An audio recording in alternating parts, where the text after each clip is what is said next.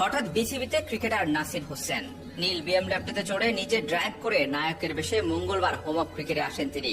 এ সময় বেশ হাসি খুশি দেখা যায় তাকে। ফিক্সিং এর দায়ে নিষেধাজ্ঞা দেওয়ার পর এই প্রথম তাকে বিসিবিতে দেখা যায়। নাসিরকে বিসিবিতে দেখে নানা গুঞ্জন ডালপালা গজাচ্ছে। ক্রিকেট ভক্তদের মনে প্রশ্ন জেগেছে কি কারণে তার মিরপুরে আগমন। হোম অফ ক্রিকেটে আসার পর প্রথমে বিসিবিতে যান নাসির। বিসিবি থেকে বের হয়ে একাডেমির দিকে যান। একাডেমি মাঠে প্র্যাকটিসরত এইচপি টিমের কোচের সঙ্গে কথা বলেন কিছুক্ষণ। এইচপির খেলোয়াড়দের সঙ্গেও কুশল বিনিময় করেন। শামীম পাটোয়ারির সঙ্গে হ্যান্ডশেক করেন। 2023 সালের সব ধরনের ক্রিকেট থেকে 2 বছরের জন্য নিষিদ্ধ হয়েছিলেন নাসির। 2025 সালের এপ্রিলে শেষ হবে তার নিষেধাজ্ঞা।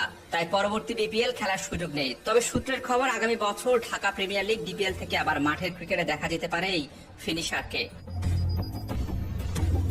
প্রায় ঘন্টা